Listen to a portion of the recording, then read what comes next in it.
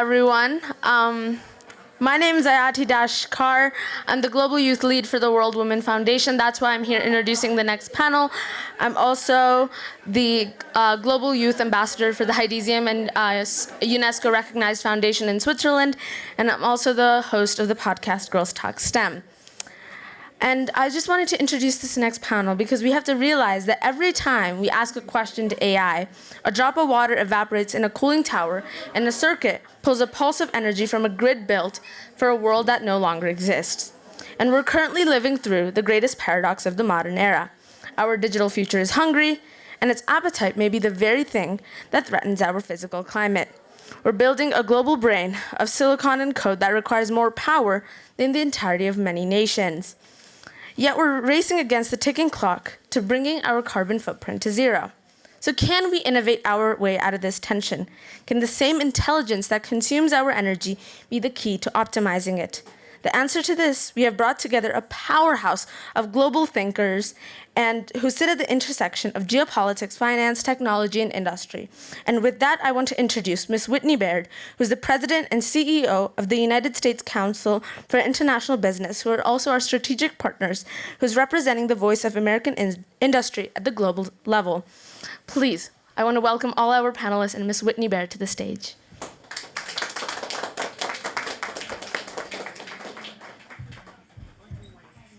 Any order?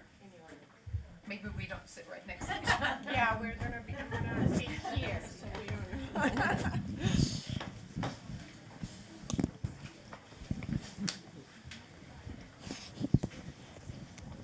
Good morning, everyone. It's really great to see you all here today. I think we've been super lucky this week with the weather. Lots of sunshine and no snow, no inclement weather, and now at least most of the sidewalks are pretty dry. I don't know about you, but I'm quite grateful.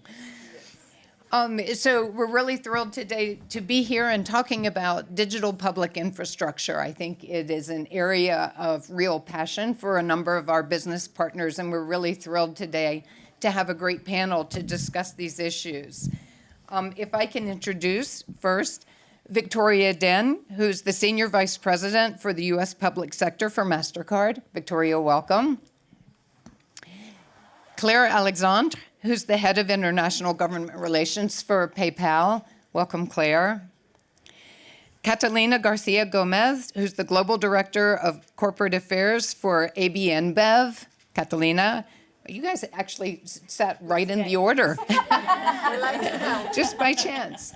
And Dr. Victoria DANZER, who's the Senior Partner and Global Co-Head for Financial Services for Roland Berger. Welcome, Victoria. And sorry, I'm bouncing forth between my paper and my phone. So digital public infrastructure has the capability to level the playing field for small and medium-sized enterprises to formalize, scale, and compete.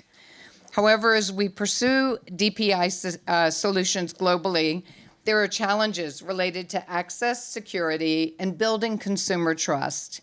And this panel will explore how strategic investments across DPI, including with services, electronic payment systems, and interoperable data frameworks, can drive innovation and support SMEs in the digital transformation. And first, I'll start with Victoria at Mastercard, and maybe I'll pose the question, but maybe you can also take a moment to talk a bit about the work you do at Mastercard. So Victoria, how are you seeing the empowerment of digitization evolve, given your long history in the small business digitization space? Absolutely. Hi, everyone. Good morning. Thank you to the World Women Foundation and USAID for having us. First, a little bit about MasterCard, right? So despite our name, MasterCard is not a credit card company. We are not a bank. I cannot set a limit on your daughter's card.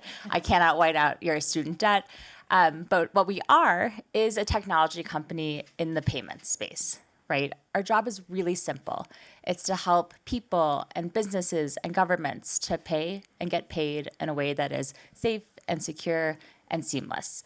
And we do that in 220 markets across 150 currencies. Last year, we did $9 trillion in payments and 150 billion transactions.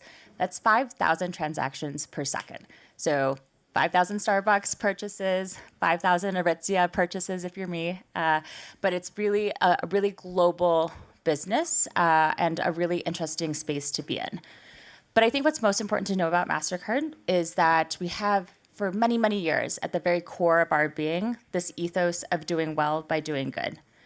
This is the idea that our commercial and moral imperatives are inextricably tied, right? That the more people and businesses we bring into the financial mainstream, the better for our business.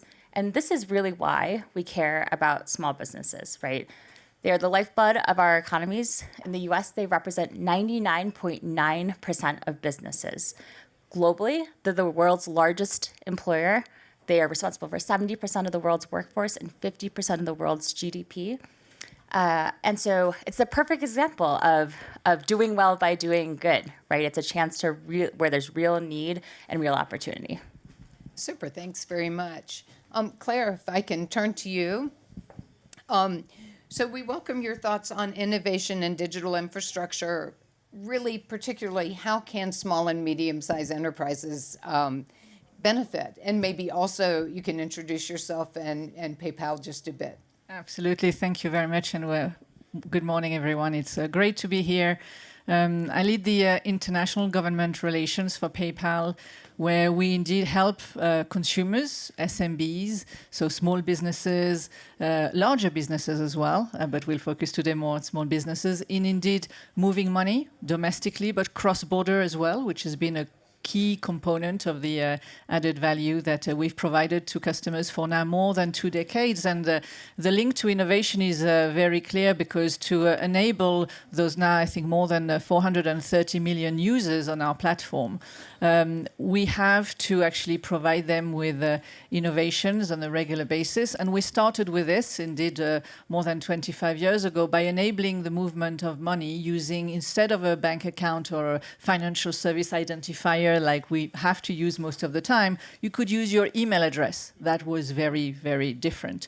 We could help you transfer the money in real time in most cases, which also created the trust on which we build indeed our business today. So if I think about how the small businesses that indeed, as you say, Victoria, are representing such a vibrant part of the economy, most employment, sort of most of growth prospect today, how do they benefit from innovation? I would say in payment, which is indeed a very important infrastructure for sort of the business, the growth of their businesses. This can be already by providing them choice. Mm-hmm. So choice in the instrument that you provide. I mean, you mentioned cards, and there's been this form factor which has been plastic, but we've seen the evolution with online payment, with payment on mobile, which I'm sure is how many of you are actually doing a lot of your payment in app today. Not to mention agentic commerce, which will sort of come forward. Because at PayPal, we really want to focus on enabling as many transactions in as many contexts to grow commerce as much as we can. And so choice, in my view, is one of the ways that small businesses can benefit. You can pay, or you can be paid in many ways. You can help your customers pay you in different ways by choosing how you fund a PayPal transaction, from a bank account, from a card, from another instrument that may be in your market. The other way, I think, where we see small businesses benefit is as they do payment, we have more data about what they do. Mm-hmm. And with this data in a number of markets, we've been able to help them access capital. We've been providing them with working capital, so a better way to manage their cash flow. As we know, the survival of many small businesses is not about the great idea or the execution. It will be about managing cash flow. And so we've been able to develop this service, which has allowed us since 2013 to provide loans, usually on average, around 20,000 US dollars. So not huge amounts, but which are critical sort of for them. And we've dispersed 1.4 million loans already to those businesses. And then maybe another point is the, of course, access to capabilities that may not have. I'm sure for those of you who've been sort of, during those few days in Davos, AI is everywhere. SMBs may not always have access to AI, so we use AI in our platform, we embed it in our services to help them have better risk management, to have better sort of fraud, for example, controls. So these are ways to help small businesses benefit from the innovation that we see in the payment sector. Terrific. Thank you, Claire. Catalina, welcome. And I will ask a question, and then also if you can please just introduce yourself and AB InBev a bit. But from your perspective, what does the business case for working with SMEs look like for a company like AB InBev, which is quite large? And what role does digitization play for your vendors and for your customers? Thank you so much. First of all, I want to start by saying that I read the memo, so that's what I'm our matching jackets, which is amazing. And thank you so much. I think this is one of the coolest places to be and surrounded by amazing people. So my name is Catalina Garcia. I'm the Global Director of Corporate Affairs at AB InBev and also board member of our foundation. So as you may know, AB InBev is the world's largest beer company.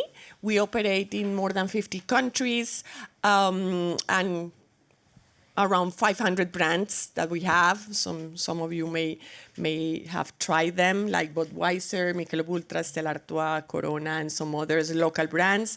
So we are a global company, but we operate locally. Very local companies with a long heritage. We buy local, we produce local, and we sell local. So what is our role with the different stakeholders and the different groups of our value chain? And that will take me to the SMEs.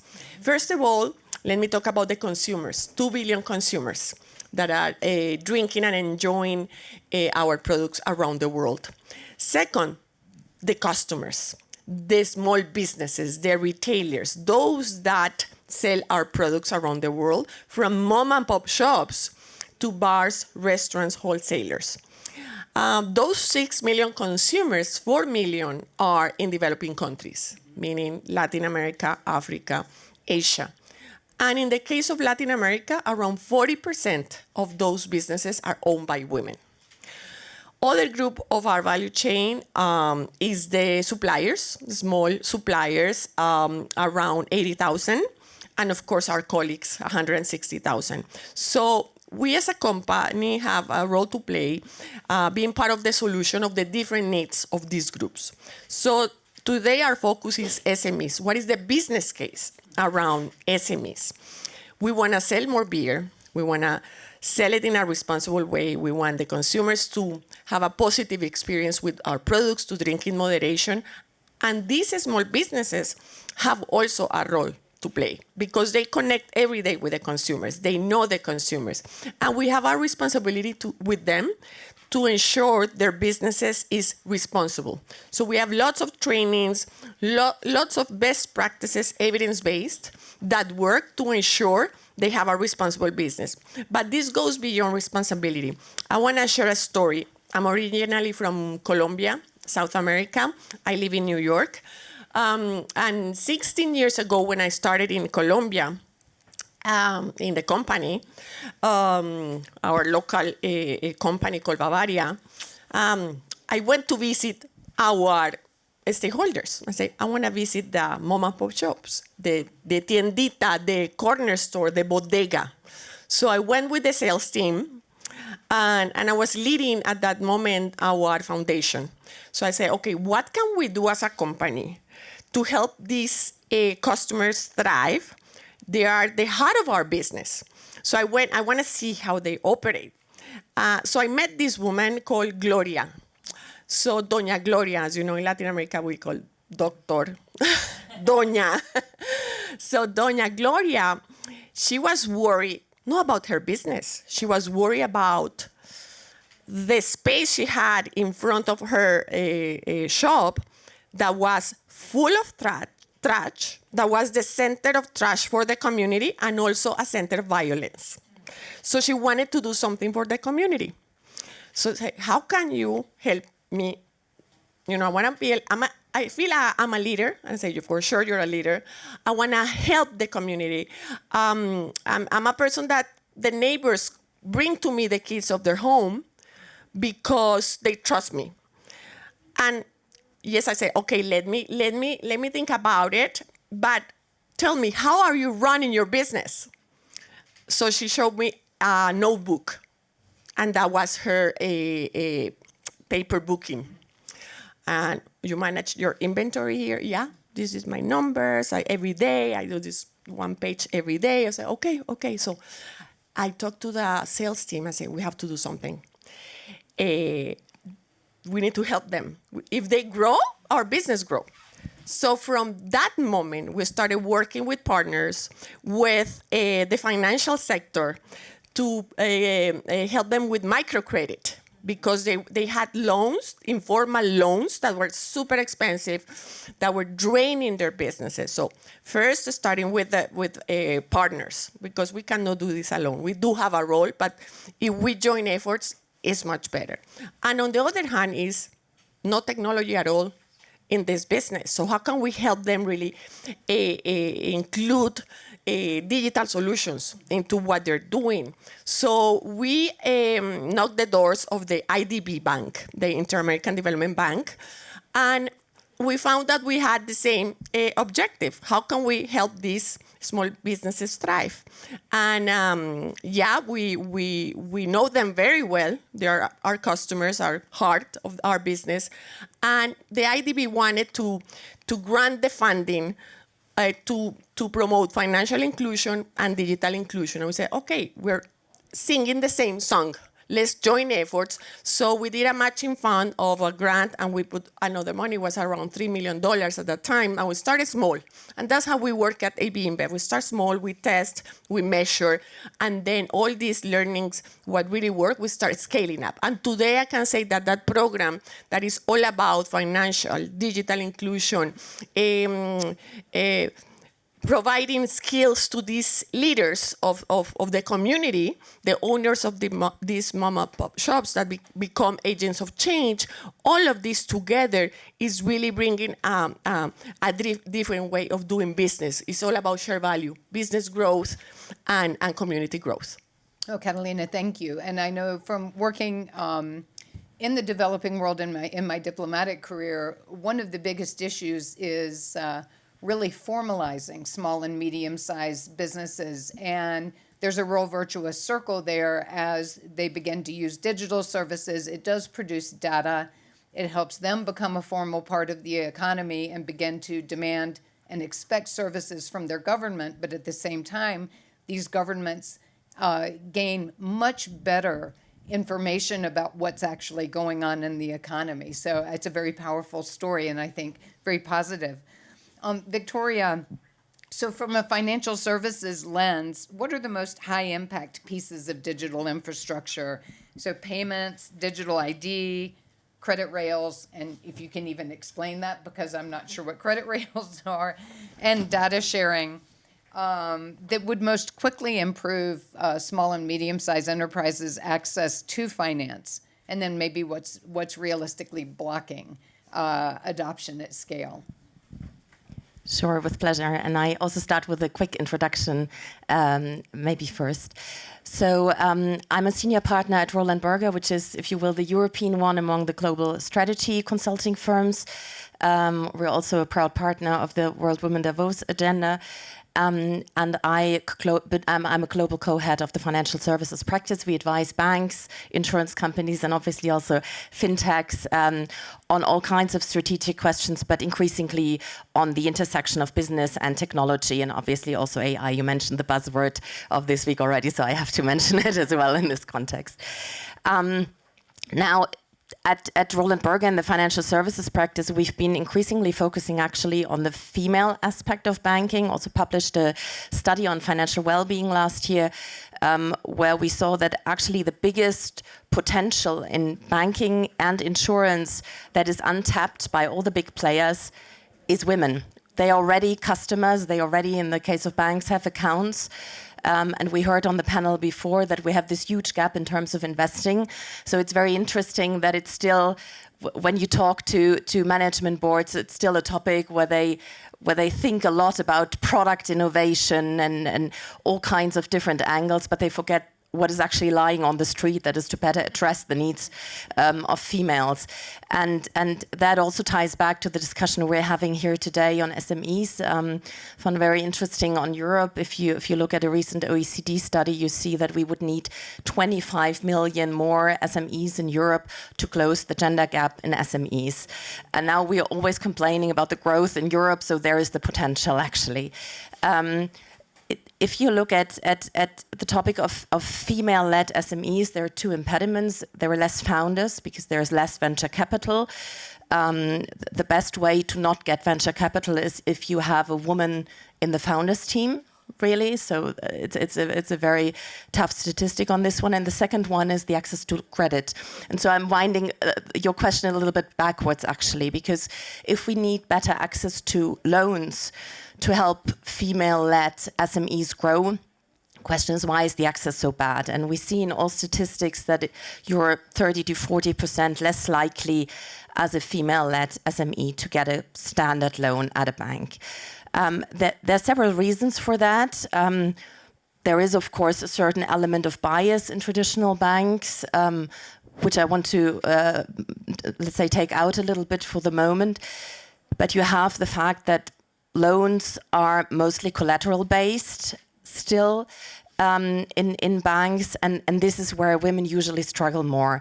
So if you go back to the question of digital infrastructure, you come to the payments providers who have all the data, and you come to the question to say, we actually need much more cash flow-based lending to support women. In order to be able to do cash flow-based lending, we need more data, and the data comes from payments providers. So if you ask me what we really need to address, is we need to address the friction that we still have in payments and in the data flow also to the classic loan providers, because I think it's great that companies like PayPal are sort of crossing the border between payments and loans, but it's simply not enough if we think in terms of the global economy. And therefore, the moments to address are different in the different regions. So Europe is very much governance-based digital infrastructure. You still have simply too much friction, and we're too slow in Europe to move forward. If we look at Sweden and countries that are in the interior lookout moving forward faster, so they have the digital ID, they have the data integration, you see the success immediately.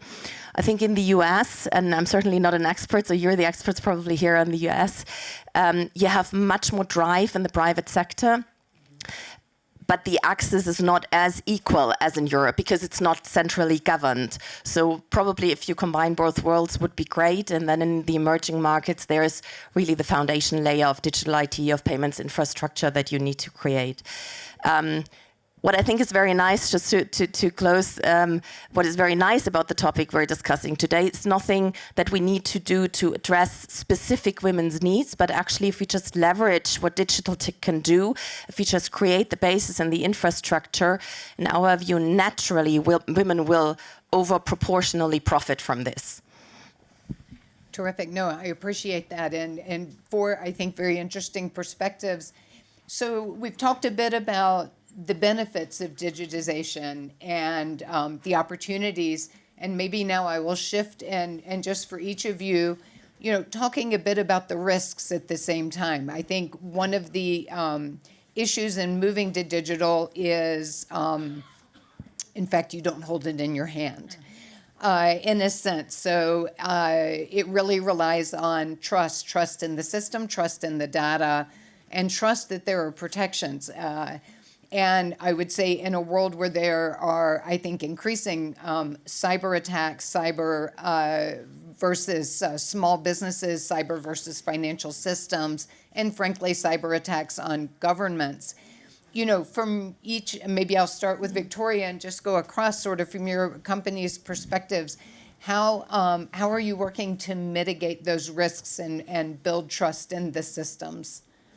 Yeah, absolutely. I think it's critically important. You know, we know digitization works, right? Especially for small businesses, reduces cart abandonment, it increases stickiness and conversion, it drives efficiency, but there are inherent potential downsides, right? I think the first and most important for a small business is the pace of change. So what we know is that by 2040, we're going to be moving 4x at the speed of where we are today. So what used to take 4 years will take 1 year, right? 85% of the skills required for jobs in 2030 don't even exist today as of yet. And 75% of CEOs are really worried about the pace of change. And so imagine that, but applied to the small business space. And so what I think all of us do today and can continue to do is drive education, ensure access, ensure that the data that we've all talked about is accessible and deployable by small businesses so they can make sure that, you know, we can all make sure that as the ecosystem moves forward at a faster and faster pace, small businesses are not being left behind. You talked about cybersecurity. 50% of attacks to businesses happen to small businesses. 2/3 of those businesses that are attacked report financial duress within 6 months. And the average cost of recuperation after a cyber attack is $4 million. So you can imagine for a small business, right, if you have of any size, how detrimental, how absolutely devastating that would be. And so, you know, I think this came up in a couple ways as well, particularly with Claire. We are trying as an industry to ensure that cyber privacy risk threat intelligence is designed by default. It's built into everything we do. It's always on, it's globally deployable so that we are thinking about it and small businesses don't have to, right? And then the final thing I would say is that competition is really stark. So global access, global digitization is incredible. It's a barrier remover, but it also means that you're no longer just competing with the store down the road, but with stores all around the world and oftentimes with the marketplaces themselves. And so choice is critical. Claire nailed this. I think enabling small businesses with the same access as others is really important. Great, and I'm being called that we are close to the end. Maybe if each just in sort of 1 minute, maybe. So in addition to technology, which we've already covered, I would say design services which enable customers to try. If you can try with a low cost, you're going to grow your confidence and you're going to grow trust. Super. In our case, I would say that technology and digital solutions are part of the whole business process. From a B2B perspective, is how we connect with the small businesses so that they can buy better using technology and manage their inventories and manage better their consumers. And during the pandemic, we pilot one of the solutions and we created an e-commerce and marketplace. So now I can say majority of these small businesses are using this technology. Of course, there are risks, but we help them really mitigate them, train them, and ensure their business is safe and continues growing. Super, thank you, Victoria. Yes, I would finish with, again, a short view on Europe versus the US, because what I think is interesting that the data protection level in Europe is much higher, but also the fear of cyber attacks. So I think what we can probably learn from each other here is really maybe it would be good to have more data protection in the US, maybe not as strong as in Europe. That's a long debate, but also to learn in Europe to be much more positive on the opportunities that data integration provides. So I think that also fits probably to the spirit of Davos. Let's communicate and learn from each other here. Excellent. Well, thank each of you for joining us today. I think digital public infrastructure, I think it's critically important for economic growth and particularly for small businesses and certainly for women-led businesses. Thank you all today. And if you can give a round of applause for our panelists. And maybe we just get a picture. Yeah.